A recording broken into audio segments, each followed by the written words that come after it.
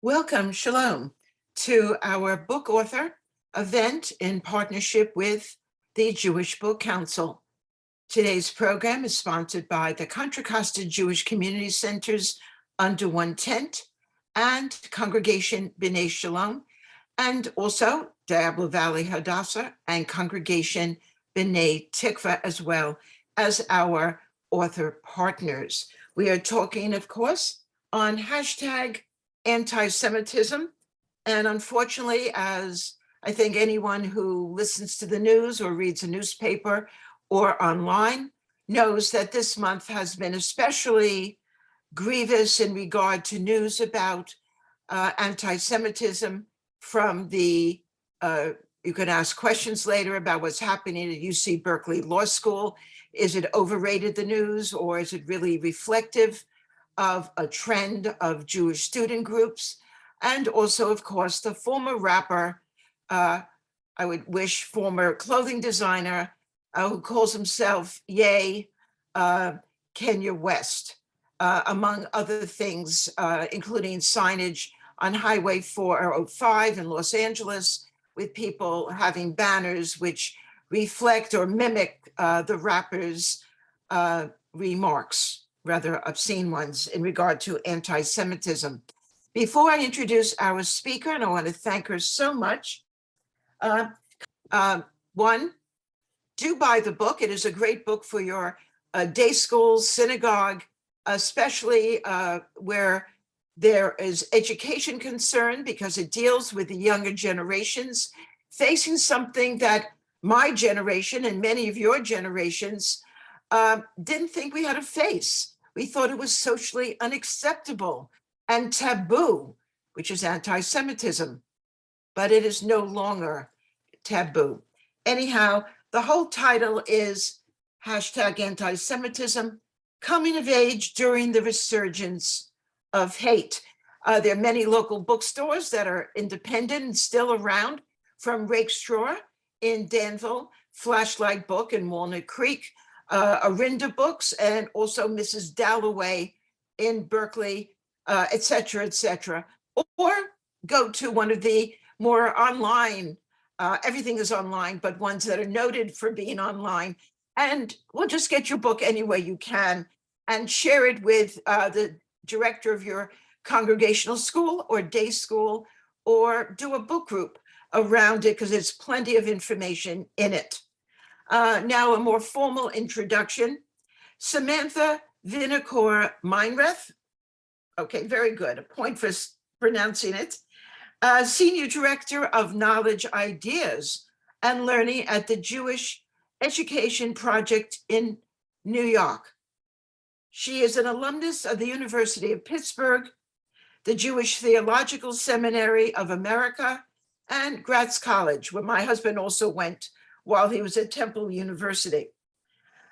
She has worked with Jewish adolescents and emergent adults far more than 10 years, serving communities in New York, Washington, D.C., Israel, and Ohio. She regularly consults and writes on Jewish teen engagement, something, of course, we all want more of, and identity development. And she was named, when she was living in Cleveland, I presume, because now she lives a little bit to the east, one of Cleveland's 12 under 36-year-old Jewish leaders. It is our privilege to invite our author. Samantha, take it away.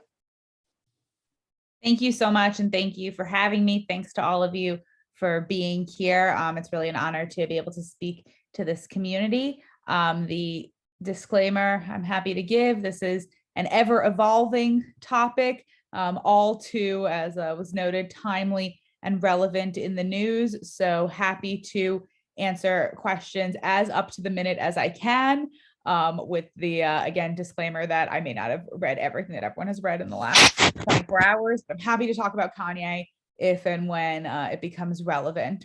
I'm also happy to monitor the chat during. So while there will be official time for questions at the end, if something comes up throughout that you really want to ask, feel free to type it into the chat, and I'm happy to watch there. And if it's something that you want me to answer, but don't necessarily want everyone to hear or see you being the one to ask, I always provide the disclaimer. You're welcome to message me directly, privately in the chat, and I'm happy to anonymously respond to any questions as well. But all questions are welcome and can be public. So about me, you heard my bio, and that I'm here to talk about anti-Semitism. And as it was noted, anti-Semitism was not necessarily a thing when many of us were growing up or coming of age. We've known about it. We've known historically that it exists. It's this specter. It could happen. It has happened. But at least for me, growing up in suburban Long Island, it was much more theoretical than it was a part of my reality. And what drew me to this topic and what brought me here tonight is a circuitous journey. I'm a Jewish educator. As was noted, I've been working with Jewish high school students for over 10 years now and have a deep passion for working with Jewish teens.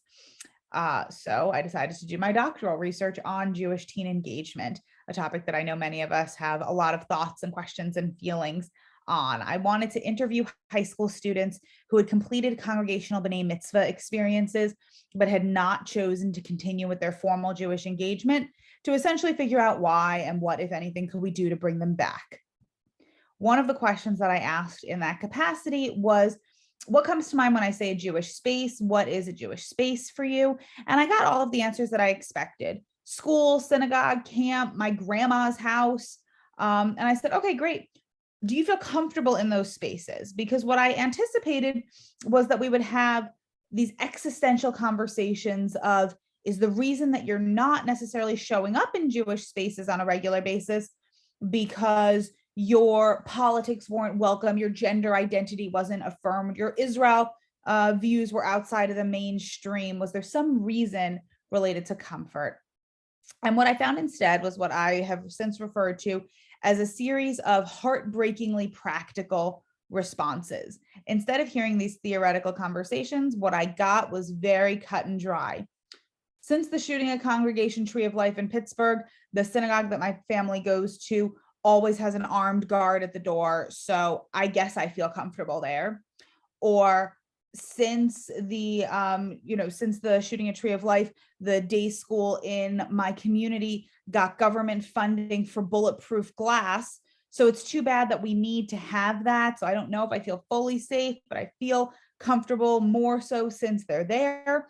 And I started to realize that as a millennial, there was now officially a generation gap between me and my Gen Z learners, in that they are coming of age in a time when anti-Semitism is a real thing. There are questions of their physical safety. There are questions about bullying that they're experiencing as Jews, both in person and online. And I started to realize that the Jewish experiences that they're having and choices that they're making are being shaped inadvertently or intentionally by anti-Semitism. So I'm going to just share a brief excerpt from the book and then to start talking anti-Semitism. For the last 10 years, I've had the honor and sacred responsibility of educating Jewish teens. I've had the chance to get to know this next generation, their dreams, their fears, the pressures they feel internally and externally. The role of the Jewish educator is marked by its multifaceted nature. I have worn the hats of counselor, camp, college, and life, event planner, teacher, spiritual advisor, big sister, mom, rule enforcer, marketer, and tour guide. I've held the hands of girls overwhelmed with first love and first heartbreak. I've listened to boys grapple with what it means to be a man and how to reconcile their inner and outer selves in ways that feel authentic, yet will be accepted by their peers.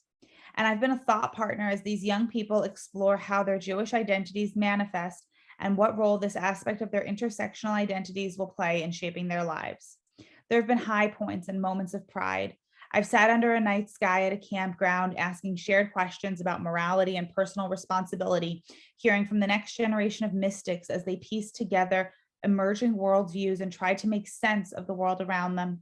I've shared seats on long bus rides that have been places of plotting future goals and have been present at the birth of ideas that, should they come to fruition, will surely change the world.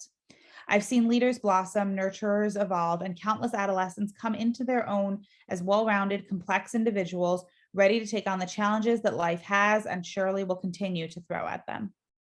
But I've also held back my own tears as teens have come to me with questions in their eyes about hate and prejudice and senseless anger. What does one say when they're asked to make sense of a teacher who shut down the voice of a Jewish student, telling the student that there's no conclusive evidence of the murder of over 6 million Jews during the Holocaust? Or when they're charged with helping a teen respond to someone who has used a pickup line as abhorrent as, "How do you get a Jewish girl's number? Check the inside of her arm." How do you fill the silence that comes when the black mark of a swastika leaves the pages of the history books and finds its way onto a locker or a notebook or the home of an adolescent just trying to find their place in the world? I've made choices in each of these instances. They may not always have been the right ones or the ones that each of the educators that I profile in the book would make. And ultimately, I think that's okay. To educate the Jewish teens of Generation Z is to operate in largely uncharted territory. It's to join them in a new world, one where social media is the barometer for legitimacy and social distancing is understood nomenclature. It's a place where identities are complex and overlapping, and everyone is responsible for making the world a better place, whatever that means to them. Generation Zers as a whole are living in the most diverse iteration of the United States that there has ever been. They're also living in one of the most polarized times in the collective memory of the American people. Jewish Gen Zers in particular are entering emerging adulthood against this backdrop, with the added baggage of coming to terms with a resurgence in anti-Semitism that has left the American Jewish community searching for new answers to ancient questions. So with all of that, I'm going to share my screen and we will jump right in. Give me 1 second. Sorry, 1 sec. Okay. All right. So the why of anti-Semitism starts with what exactly are we talking about here? While anti-Semitism definitely has the reputation of we'll all kind of know it when we see it, not necessarily always the case. So I want to make sure that we're all on the same page about what I'm referring to here. And I'm using the International Holocaust Remembrance Alliance's definition of anti-Semitism, which was adopted in 2016. Anti-Semitism is a certain perception of Jews which may be expressed as hatred towards Jews. Rhetorical and physical manifestations of anti-Semitism are directed toward Jewish or non-Jewish individuals and or their property, toward Jewish community institutions and religious facilities. Hopefully this is a pretty comprehensive definition, which I think is really important because one of the main things that I encountered when speaking to Jewish Gen Zers is an ongoing question of what, and I'm using air quotes, counts as anti-Semitism. There was definitely an understanding and remains an understanding that if someone draws a swastika on your locker, that counts as anti-Semitism. We know what that is. But if someone makes an off-color joke, if someone makes a pointed remark, someone makes an assumption, does it count as anti-Semitism or was it just weird? And part of the conversation has been that's been unfolding is how do we measure anti-Semitism and know when things cross the line? And I'm happy to discuss that as we continue. I'm going to show a short video about anti-Semitism and how it's impacting Jewish pride in today's young people. It's just over a minute long. 22% of American Jews say they have refrained from wearing or displaying items that might reveal their Jewishness. over the last 12 months. My dad told me to wear a hat the other day. Usually I like to wear that on the street.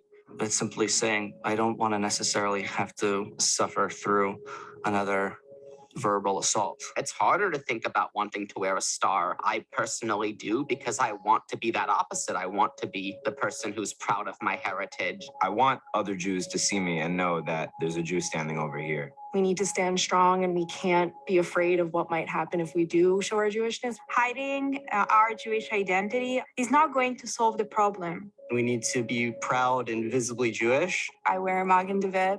I've never taken it off, ever. People should be allowed to display their faiths and identities proudly and securely, and American Jews should feel no differently than that.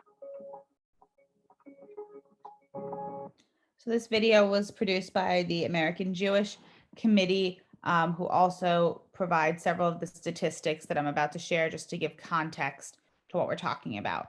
So in 2021, it was measured that 90% of American Jews believe that anti-Semitism is either a very serious problem or somewhat of a problem. To me, this is a staggering number. I don't know many things that 90% of American Jews can have some level of consensus on, but anti-Semitism reached that threshold in 2021. However, only 60% of the general public aligned with that statement, saying that anti-Semitism is either a very serious problem or somewhat of a problem. Right here in and of itself, that gap says to me, we have a problem, because now we can't even jump straight to addressing anti-Semitism and figuring out what do we do about it? How do we stand up to it? How do we cultivate allyship? The first thing we have to do is convince that 30% discrepancy of the legitimacy of this problem. And I think in the last few days with this Kanye West situation, part of that has been what has been seen of not everyone springing into action, because there's still this ground level or even below ground level work that needs to happen of getting everyone up to speed to convince the general public that this is in fact a problem. Anti-Semitism is on the rise and it's not okay. In that same statistical category, we have the knowledge that older Americans are more likely to say that anti-Semitism is a problem, with 70% of those 65 plus saying, again, either a very serious problem or somewhat of a problem, as opposed to only 52% of those ages 18 to 35. Part of this is perhaps, again, that lack of knowledge, not necessarily understanding in terms of historical tropes and the arc of history, what counts as anti-Semitism, what's okay, what's not okay to say. But it's a really disturbing statistic all the same, because it shows us that just over half of 18 to 35-year-olds are even acknowledging this, and therefore half the people that today's Gen Zers either are peers of or are encountering as their direct teachers and counselors and supervisors and otherwise role models don't believe that anti-Semitism is a problem at this moment. Coming over, we see 1 in 4 American Jews was a victim of anti-Semitism between 2020 and 2021. That is a, once again, staggering statistic. Now, I'm not here, I want to emphasize, to be a fear monger and to say that that means 1 in 4 American Jews were physically, God forbid, assaulted in acts of anti-Semitism in that year. Absolutely not the case. This could be anything from encountering anti-Semitic bullying on a social media site, to being in a community that had an incident of anti-Semitism. Might not have been them directly, so it's not everyone, but regardless, this is how a culture of hate permeates, whether or not an individual is directly impacted, whether or not, God forbid, the attack is enough to be deemed credible. This is what starts what we're seeing as a culture of fear, where there's a question of, regardless of what choice someone makes in the end, should I show my Judaism publicly and visibly? And as soon as someone needs to ask the question, our culture is shifting and we know we have a problem. And finally, the ADL's most recent audit of anti-Semitic incidents in the United States recorded more than 2,100 acts of assault, vandalism, and harassment. And that was in 2021 as well. And we will be updating these stats at the end of this coming year. Just going to show a quick video, again, less than a minute long. This is from a TikTok influencer in Cleveland, Ohio, just to show, particularly in the social media space, what young people are encountering when it comes to anti-Semitism. People that are in charge of the entire world, and these people are not what they say that they are. These people are the high power, the elites that run the world. They claim to be Jews, and I'm just going to say that they are not what they claim. Their God is not the same God as you and I, and they want you to think it is. I very, very much encourage you to look deep into this, because you will find the truth, and it's a very evil truth. When I say that they are in control of everything, this bag of M&Ms, if you just look at right here, this U with a circle, every single dollar that we spend goes to these elites. Look it up. We think that we're free, but we're not. We're free-range chickens or human cattle for them to make money off of. Let me get into the money aspect. So first of all, I think we can all agree this is disturbing. This is slightly unhinged. And it's really not just disturbing in terms of the content, but to say that a beauty influencer, someone whose videos are usually about her makeup and body contouring routine, someone who people might follow for, again, health and wellness tips, then goes on an anti-Semitic rant. And if someone isn't familiar with tropes of anti-Semitism, they don't even know what to look for. Many of our young people, thankfully, have come of age with parents who have not had to worry about anti-Semitism. So they don't necessarily know the signs. They don't know the tropes of associating Jews with money, associating Jews with a conspiracy theory, associating Jews with being part of the elite, these language choices that so ring of anti-Semitism for one who's in the know might just pass someone by. But if you see enough of these things on Instagram, on TikTok, and all the other spaces where they are, again, it leads to questioning about Jewish identity and about Jewish choices. So what I'd like to share with you now are some of the findings in the form of quotes from the Gen Zers who I interviewed directly, sharing some highlights on the various topics that the book touches upon. And I'll provide context for each one. So first up, we've got on Israel. I don't like that as soon as someone hears that I'm Jewish, they automatically bring up Israel. They're not one and the same, but they're not fully separate either. When it comes to anti-Semitism for the last several years and beyond, Israel has become a proxy for Jew in so many spaces where it hadn't been fashionable or socially acceptable to say, I don't like Jews, I don't like the Jewish people, I'm anti-Jewish. You could easily say, I'm anti-Israel. I'm not comfortable with Israel. And with the vast majority of the Jewish community showing support for Israel and the entire Jewish community being associated with Israel by subbing the word Israel for Jew, so, certain strains of anti-Semitism were able to grow pretty much unchecked in various circles and spaces because of that word substitution. Ariel is a Jewish Instagrammer from Connecticut, had been to Israel once, knows that she's supposed to care about Israel because she's Jewish and is excited to go back as part of her birthright experience in college, but said to me that as soon as someone hears that she's Jewish, she doesn't understand why Israel has to come up. And that's something that we've seen just in the last 24 hours as people have been responding to Kanye West. Many celebrities have started to show their support for the Jewish community. They've been tweeting and posting on Instagram. I stand with the Jewish community. I show my support for Israel. I show my support for the Jewish community. And then the first comments will be, what about Israel? What about the Palestinians? Now, not to say that we can't have robust and diverse and important conversations about Israel and about policy and about the Israeli-Palestinian conflict, and we can and should be having all of those as a community. But for there not to be a space for the Jewish community to be deserving of solidarity before we talk about Israel, when this is a conversation of the American Jewish community, is problematic and is leading towards Gen Zers who otherwise would be really excited to talk about Israel as part of their Jewish identities to disassociate because they're being shut down as Jews when everything full stop has to come to Israel. Next up, we have on the Holocaust. I get confused about other people's sensitivities regarding Holocaust imagery. When people said you can't call the detention facilities on the southern border a concentration camp, well, why not? If that's what it's going to take to get my parents to listen to what's going on, why not? I think that's a fine way to use our history. Mara is a freshman at SUNY Binghamton. She's originally from Michigan and is the child of two rabbis.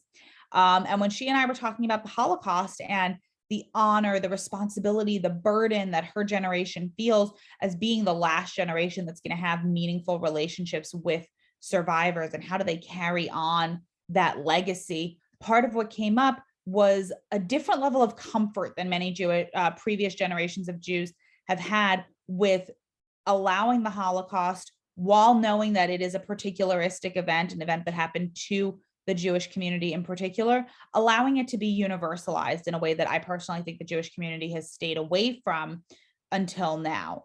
Not to say that that's the right approach, the wrong approach, but to say that it's a very Gen Z approach. Gen Zers identify so largely as universalists, as citizens of the world, and shy away from the particularism that comes with being part of something very specific like the Jewish people. And as we think about how Holocaust education in particular is going to transform with this next generation, I thought this was a really important piece to highlight. Next up, we have on Jewish choices. Every time I see anti-Semitism on social media, I feel like I have to make a choice. Am I going to comment back and get into a whole spam war over it? Or should I just let it go and keep scrolling and not engage? When I interviewed Alana, who's a high school student in suburban Maryland, we talked about how essentially every time she sees anti-Semitism online, she has to make a choice. And most of the time it's a different choice than the one that one would make in person or offline. In person, we'd be having a conversation about what does it mean to not be a bystander, and to make sure that people are standing up when they see some kind of bullying or harassment.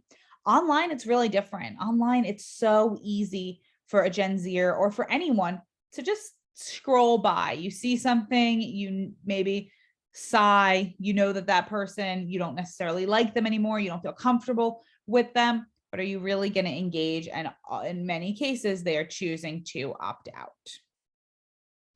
Next up, we've got on physical safety, and this was a comment from the mother of 2 Gen Zers named Abby. Since the shooting at Tree of Life, we keep our voices down more when we talk about being Jewish in public. Be respectful of others. We are who we are, but we don't claim it as much. And this to me was just such a heartbreaking story. She told it to me in the context of one of her kids being in a store and asking for a present and saying, I know it's expensive, but can I have it for Hanukkah? And she told me how she found herself shushing her child, not wanting to necessarily talk about Hanukkah in public and to reveal that we're not like everyone else. We're not talking about our Christmas presents. We have something different going on. And saying, I want to instill this sense of pride. I want them to know who they are, but somehow I don't want them to be loud about it. And how that dilemma and that dichotomy of worrying about safety, but wanting to instill pride was eating away at her as she made her parenting choices for her Gen Zers. Next up, we have another commentary on social media. I posted a video about making gefilte fish on TikTok, and people responded with Free Palestine. And then they said they wished that Hitler had killed both sides of my family, the Jewish and the Romani, in the Holocaust. Elisheva is based in Central Ohio. She's very active on Instagram and had started an account highlighting her dual heritage as both Jewish and part of the Roma people. And this is what I was referring to earlier, where Jewish culture, Jewish pride, Jewish joy that has nothing to do with Israel, has nothing to do with politics, and is simply a celebration of a Jewish experience that this girl was having, was somehow co-opted and turned into threats and hatred and wishes for death, calls for the death of her family and by extension herself. For mental health purposes, Elisheva has since shut down her Jewish social media accounts and has kept the more generic one, the one that has her as being quote unquote like everybody else. And she shared with me the sadness that she felt over that of quote unquote having let them win. But we had a conversation, and I know she has had many conversations with many other people about the prioritization of her mental health that she felt the need to take in response to the anti-Semitism that she was experiencing online. Finally, we're coming back to Mara from SUNY Binghamton. My optimism has been informed by my Jewish values, the things that I was taught, and the idea that we're on an upward trajectory towards making the world a more whole place. Gen Zers, Jewish Gen Zers, are proud of who they are. They are committed to their heritage. They are committed to being part of the Jewish people in whatever ways make sense for them. Their choices are being shaped by anti-Semitism, but they are seeing the outcome, again, of continual pride, joy, excitement, and real love of being Jewish in the various ways that it manifests. On parenting Gen Zers, so this is from another mom, Nikki, who lives in North Carolina. Success would be if my kids see Judaism as an obligation, but not a burden in their lives. I see college students who will say they're only Jewish inside their homes and in these little bubbles, but they don't want to put up signs advertising Hillel events or to show their Judaism outside of those limited spaces. I want my kids to be comfortable being Jewish wherever they are. This, I think, was a quote that really resonated with me because it spoke to how Jewish identity is becoming compartmentalized. I put on my Jewish hat or proverbial hat, kippah, as it were, when I'm in spaces that feel comfortable and curated for my Jewish self. But when I'm out and about in the rest of the world, I get to choose essentially if I want to opt into it or not. We're seeing this in-person life where, again, a teen or a college student might make the choice, you know what, I'm going to the mall, I'm going into the city, I'm going wherever it is that I'm going. I'm not going to wear my BDYO t-shirt or my Israel t-shirt because I don't want to encounter questions or hostility or be concerned about what people are going to say or think about me. But I'll absolutely wear it at home and to my friend's house who I know is a safe space for me. We're seeing it online where there's research being done right now about the trend of high school and college students when they go to Israel on organized trips, creating separate Instagram and TikTok accounts to document those trips because they are definitely not going to be posting on social media. That's how they express themselves. That's a key point of how they communicate and how they are forging their own senses of self and identity. But they don't necessarily want to experience what Elisheva did of their regular feeds somehow being attacked for becoming more prominently Jewish or Israel focused. So they're creating separate social outlets that only are where their Jewish hats are on, and seeing this bifurcation of identity is something that we're going to have to monitor really closely when it comes to the Jewish choices of the next generation. And then we have On the Jewish Future from Zeke, a Maryland-based high schooler who said, "We are a damn force to be reckoned with." Jewish Gen Zers do not see themselves as the future of the Jewish people. They see themselves right now as being primed and ready and taking on leadership roles as they do in every area of their lives. I think that the reason that anti-Semitism became such a popular and complex topic and something that I wanted to talk about in the context of this generation is because these teens are not waiting. They're grappling head on right now. And when their choices are being shaped for better, for worse, by external hatred that they are then internalizing, it's going to have a lasting impact on the collective American Jewish experience. Finally, I want to touch on Jewish joy. Deborah Lipstadt, who wrote this prior to her current appointment by President Biden as the ambassador on anti-Semitism, shared her thoughts on Jewish joy. "We are bearers of a magnificent tradition, one that expresses itself in religious, intellectual, philanthropic, artistic, communal, and political contexts. Despite the best efforts of so many generations of non-Jews to harm, kill, and even annihilate us, we celebrate the multifaceted tradition that is ours and all it has given to the world. We do so not because of the attempt to destroy us, but despite it." I think this is something that's so critical because, again, tonight and the work that I do is not meant to be about fear mongering. It's meant to be about raising awareness of what our community and what our young people in particular are facing and how it's shaping them, because ultimately our shared goal is that of Jewish joy. We want people to love being Jewish. We want our young people to positively identify with Judaism, with the Jewish people, whatever that means for them, to achieve a sense of thriving when it comes to their Jewish selves and the Jewish choices that they're making. And we want those choices to come from joy, not from fear and not from defiance. So I pulled this quote from Chen Mazig, who's a Jewish social media presence, who wrote, "I promise to love being Jewish 10 times more than anyone hates me for it." And as a Jewish educator, that's what I'm working towards. Yes, towards standing up to anti-Semitism, towards identifying it and understanding why does it really matter if when COVID first came out, people were calling it the Jew flu? Like, doesn't that just rhyme? And instead talking about, well, what's the history of Jews being associated with disease? And how does this trope of anti-Semitism, of Jews bringing a plague, actually play out historically and today? Of course, we have to talk about those things, and it's my honor to talk about those things. But ultimately, the goal for Jewish education, in my opinion, and in my practice, is to instill that love so that the hate cannot eclipse the love. So that's the on one foot, one long lingering foot of hashtag anti-Semitism, coming of age during the resurgence of hate. I'm happy to share more about any and all of the above, and I'm happy to take any questions as they come up. Fortunately, it is a timely topic. And let me just, there are a few comments, not questions, but in the meantime, please think of some questions. Don't be shy and type them in the chat function. But someone writes that he's 82 and has never encountered anti-Semitism. Then another writes, basically to sum it up, that while there are bigots from the left, it is the right, the anti-Semites from the right who are more inclined to shoot us. How do you respond to that? Because both set the tableau, the landscape, and as you know, David Duke, who is far right as you can probably get without being a Nazi, was often asked to be a speaker in very anti-Israel, more considered left-wing events. So they sort of merge. So any comments on that?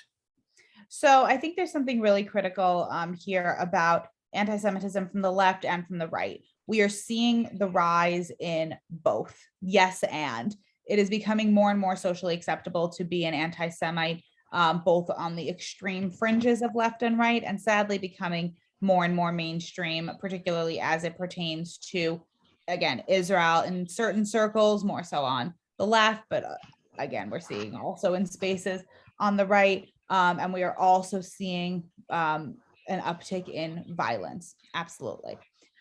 What I think often comes up, though, is it is so much easier to point to wherever is not your political camp to say, look what they're doing. Look at the anti-Semitism on the left. Look at how Jewish college students aren't being welcomed into progressive spaces because of the BDS movement, and that these people are saying that they are, inclusive, but they're not inclusive of Jews. Or to say, you want to talk about what's happening on the left? Okay, people's feelings might be hurt, but look at what's happening on the right, and an uptick in physical violence from right-wing extremists. My opinion, if all we want to do is point at the other, whomever the proverbial other is for you, then we don't have to deal with what's happening in our own political homes, wherever those may lie. And I imagine I have the whole spectrum present here tonight, and certainly have taught to the entire US political spectrum. So that's the perspective that I'm going to give, is that absolutely there are problems on the left, there are problems on the right. It's not for those on the left to attempt to fix the problems on the right while ignoring their own, and vice versa. So to have each of us look internally about what needs to happen in a space where you're an ally, you're a leader, your voice is welcome. Where can you affect change? Because there's no shortage of spaces that require it. I'm seeing the question, can you speak to anti-Semitism by college professors on campus? So absolutely. We have seen in the last really generation or so, or even more so, an uptick in academic anti-Semitism, whether it's academic boycotts of Israel from different academic bodies, study abroad programs to Israel being shut down, spaces where individuals again might refuse to write letters of recommendation for Jewish students wanting to study abroad in Israel, and not necessarily Israel related, but we've definitely seen, even just in this last round of Jewish holidays, professors refusing to give time off to Jewish students for all of these holidays at the beginning of the year, giving tests during the Jewish holidays, some allowing for makeups and some not. It's a real problem, and a huge part of this is going to be developing relationships with institutions and with individuals. In many of the mandatory diversity, equity, and inclusion trainings that professors and faculty at universities are required to attend. Anti-Semitism education is not part of that. Jews in many spaces are not necessarily always recognized as a minority group that faces discrimination because so many of us appear as white, and that is not inclusive of the whole Jewish community by any means. We have an increasing number of Jews of color, so this is not the entirety of the Jewish experience, but has been definitely perceived as it by many. So without Jewish students and Jewish identity being on the list of things to think about when you're thinking about diversity, equity, and inclusion, we are seeing this happening more and more. At Brooklyn College, just this, 2 weeks ago, a mandatory campus-wide DEI training, diversity, equity, inclusion, was planned for Yom Kippur. And so became this point of course, irony, contempt of how can you plan a diversity training on the holiest day on the Jewish calendar? And the response being, there'll be a makeup opportunity. Is that a step? Sure. Same as a professor could say, well, you could make up the test, but really being inclusive of the Jewish community is going to take work. And part of that is, again, getting us on the agenda when these trainings happen. So then I'm seeing most of your examples were in the Jews in the Midwest and the East. Is it just as prevalent in the Bay Area? Yes, absolutely. I pulled most of my quotes from the Midwest and the East Coast, but definitely also spoke with teens on the West Coast, in the Bay Area. And unfortunately, there's no longer a space that I would say isn't dealing with this. I know that when I was a student, the big conversation was what was happening with Israel on the West Coast, talking about the UC schools and Berkeley and Irvine and the BDS movement was, again, when I was a college student, the big thing that people were talking about. Then it switched and people started talking about the liberal schools in the Northeast and what they were dealing with when it came to academic boycotts of Israel. Then it came to, again, Midwest, Big Ten schools as, again, opportunities that were happening with anti-Semitism there. I think it's become pervasive. This is in our culture. It's in our social media. It's in various spaces. Not every person, not every place, but as we're seeing this uptake become bigger and bigger and gain more and more traction, unfortunately, yes, I think the Bay Area is just as much part of.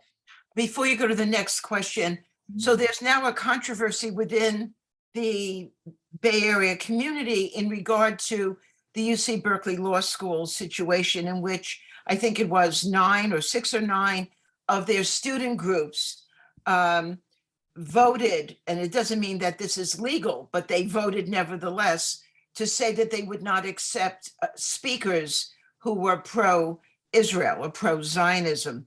And this happened during the summer, I believe in August, but only it was publicized across the country in the past, let's say, 6 weeks. Some professors at Cal feel that we shouldn't make too much attention to this because it's only a few groups and it's not going to be actualized because basically it's illegal for the UC school to say you can't speak if you hold these views. Do you think there should have been a more aggressive stance at the beginning, as with some minority groups who really take it, to the public airways? I know when Asian Americans were discriminated against this past year in a particular incident, I don't remember, you saw advertisements on TV, PSAs about it. Were we too soft and wanting to say, well, it's really not that bad, so we're not going to publicize it? And shame on the journalist, I think his name is Marcus or Marx, who brought it up as there are Jewish free zones in Berkeley. What's your take on it? Thank you for the question. I think it's really challenging because, as with so many Jews, I could argue this in both ways and feel very comfortable in either space while feeling very uncomfortable in either space. So to take it and say, we are definitely seeing a lot of pushback, particularly from young people who might not be 100% Jewishly engaged, by saying that you're overreacting to everything, picking up on every single thing and raising it up as anti-Semitism. Like, this is too much. Just today in the forward, there was a great article about what it's like to be a student at GW right now at the George Washington University, as it's being referred to as a hotbed of anti-Semitism. And one of the conversations that spurred when I was talking about this article with several different people was the nuance that's missing, that there is anti-Semitism. There are incidents that are occurring and the Jewish students there are aware of them and are figuring out how to deal with them.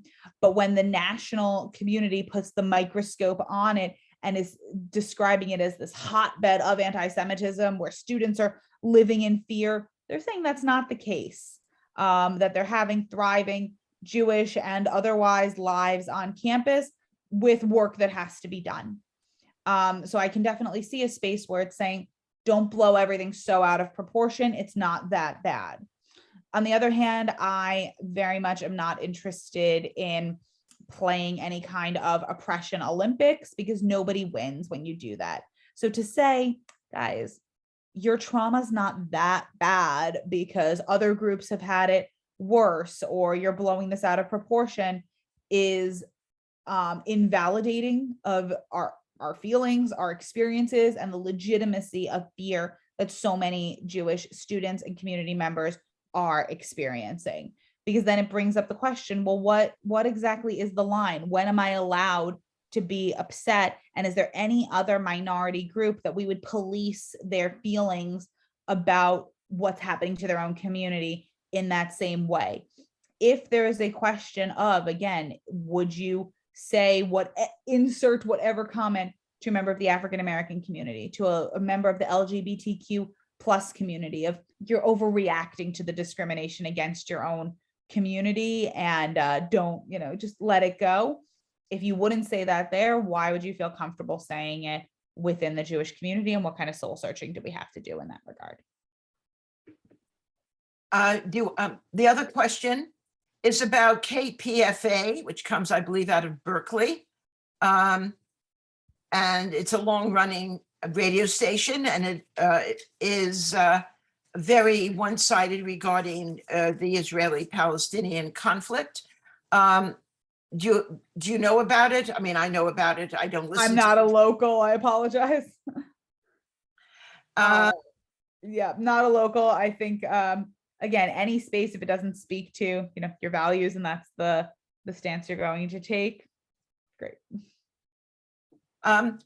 So what type of material resources could students, whether in high school, because there are teachers who are very one-sided in high school, but who are also going on to college, what resources should they look at to try to arm themselves with tools so they can either feel or know where they can go for a robust Jewish experience, or how to deal with social media or professors, etc., when they meet them, confront them on campus? Amazing. Such a great question. So first, I'm going to bring up a new slide. So what do we do? Was prepared for that question. So first up is to figure out and name their needs. What exactly are these students looking for? Are they looking for really specific answers? Is the issue, I am in a classroom and the teacher said that 6 million Jews weren't really murdered in the Holocaust, or there's no conclusive evidence to that fact, and I know that that's true, but I don't really know how to prove that to someone? Do I need a fact on the ground, and where do I go for that? Do I need institutional support? Because again, I can't get a excuse note to miss a test during Yom Kippur, and I need help. Do I just need a home for Jewish joy? And I am so worn down with being against and anti and whatnot on this regular basis that I need some warmth. So first is figuring out, what do I need, naming that, and then to seek out whatever that support is. Is it going to the ADL, the Anti-Defamation League, to report specific instances of anti-Semitism and to utilize their toolkit or a pre-written letter from a campus Hillel or Chabad professional to explain the needs of Jewish students around holidays? Is it finding a Jewish social, again, circle and community to have people to feel comfortable with? Is it going to whomever the local federation is and making sure that there is a list of Israel speakers or classes or Jewish opportunities that can then be offered via JCRC or some other body to whatever institution or individuals we're struggling with? So could go in any which way, but figuring out naming needs and then seeking support. Next up is the fortification piece. That's where the Jewish joy, I think, comes in, because there's only so long that someone can really stand up with their only raison d'etre being, I'm going to advocate against hatred, when they don't necessarily have anything that's feeding that well to say, well, why don't I then just opt out of being part of this if all that it's doing is making people not like me and making me feel like I have to stand up for myself, instead of finding what are those spaces that make being Jewish and actively engaging with Judaism so worthwhile that we're willing to do all this work to stand up for it. Next up, cultivating allyship. Anti-Semitism is not a problem of the Jewish people to solve. It's a problem that the Jewish people are victims of and are survivors of and are voices for, but we're not going to solve this by ourselves. The fighting anti-Semitism, standing up to anti-Semitism, solving the problem of anti-Semitism is going to require voices and supporters and allies beyond the Jewish community. Many of us have proudly stood up as allies for other groups regularly in our lives and collectively throughout history. And to say that this is a moment when, you know what, we need allyship as well, we need to cultivate that and find it. And then there's the education piece to, again, figure out what do we believe? What do we think? And to be able to say, we're never going to necessarily win the war for hearts and minds, so to speak, by having one more fun fact. That was definitely in vogue when I was a college student, to say that you need to know the facts, because if you're in a fight with someone from Students for Justice in Palestine, you need to be able to answer that. If they say, look at what happened in 1948, you give a fact about 1967, and back and forth and back and forth. Is there a value in knowing the facts? Absolutely, because I feel very confident when I speak about Israel. But is it enough to just know a list of facts without knowing the why behind them? No. Is it enough to have positive feelings without having the list of facts? No. So I think there's work to be done in a comprehensive Israel education, Jewish education, and education in the skill set of telling your story and standing up for yourself in a way that is articulate and involves and incorporates others and the collective narrative of both yourself and the Jewish people. When it comes to the decisions that are being made, particularly around the college experience, one thing that I will say is I don't think there are any bad campuses. I think that when we see these lists online that come up of what are the best places to be a Jewish student, what are not so great places to be a Jewish student, first of all, the entire atmosphere changes over every 4 years because students are changing every 4 years. One thing that was said to me when my dad raised his hand super embarrassingly in a parent-teacher night to ask, what are the good Jewish schools? The response was, where does your daughter want to go to school? He told them, and they said, then it'll be a good school for Jews because she'll be there and she'll do something. And I think that really is such a Gen Z approach right now, to say wherever these students are going, the answer is not going to be only go to schools where there's a lot of Jews. Instead, it's going to be find the spaces where you want to be and bring a thriving Jewish experience there. Well said. I do want to say that in January, February, the date's still to be determined, the JCC will be joining with a few other congregations to have unfortunately, we have to do it on a Sunday morning because the speaker's in Israel, but she's an educator from Stand With Us. So we're doing a 5-part series on a tutorial on Israeli history and society. And also on November 1st, Seth Brisk, who is the regional director of ADL and lived for a while in Israel, will be talking about anti-Semitism and how to respond, mostly from an adult position. He's not talking to students, but nevertheless, it covers similar issues. That's November 1st at underonetent.org, which is our website for what we do. Any other questions? If you want, there are a lot of books now which are talking about contemporary Jewish feelings and relationship to Israel, from Ben Freeman, who we've had speak, to Noah Tishby, who just was at UC Berkeley in the Sproul Plaza, staying at a table of a pro-Israel Jewish group, to Dara Horn and her new book. She's a novelist usually, but her book is Why People Love Dead Jews, to Barry Weiss, who used to be with the New York Times and quit because she felt the new New York Times was not, well, to put it, was very anti-Israel and exhibited some also anti-Semitic attitudes among staff people. We live in a very strange world. We just had a speaker who mentioned what happened at the Anne Frank Museum recently. The Anne Frank Museum in Amsterdam, of course, is in memory of Anne Frank. I've been there, an excellent museum exhibit, but one of their young workers who was hired and was a conservative Jew wanted to wear a kippah, and they said he couldn't. And it took months for him to lobby and say, this is a museum where you're saying people don't like Jews and you have to hide, as Anne Frank did. Now you're expecting me to hide. So it's a very strange world we're living in.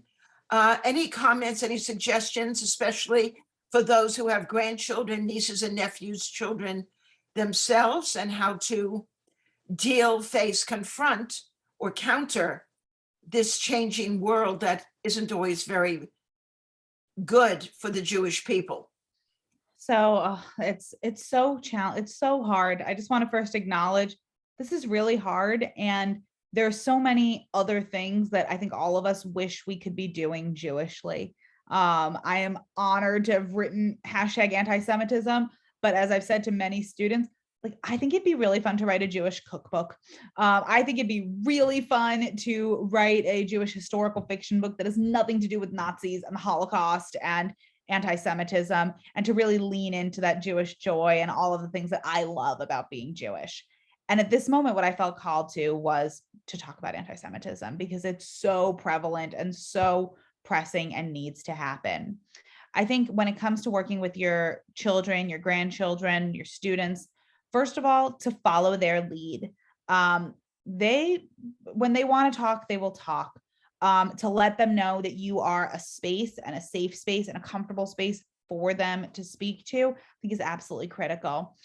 When there was the hostage event in Colleyville, Texas this past year, that Monday, I was with a group of high school students who I was teaching.